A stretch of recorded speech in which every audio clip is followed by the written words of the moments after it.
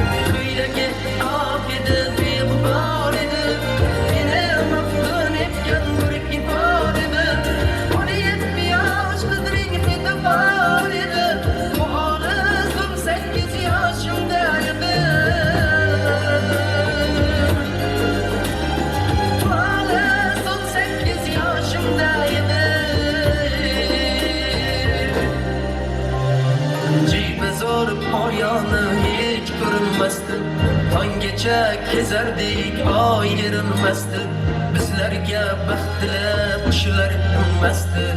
Bu hali son 8 yaşımdaydı. Bu hali son 8 yaşımdaydı.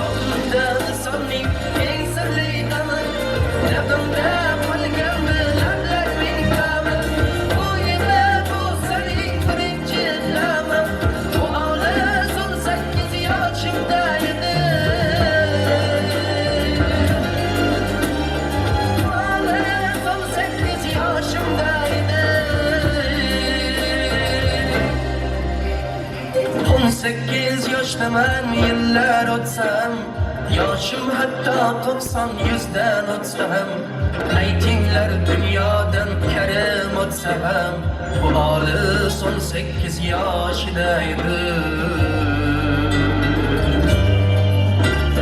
Bu hali son 8 yaşındaydı. Aytingler dünyadan kerim ötse hem, bu hali son 8 yaşında idi. Bu hali son 8 yaşında idi.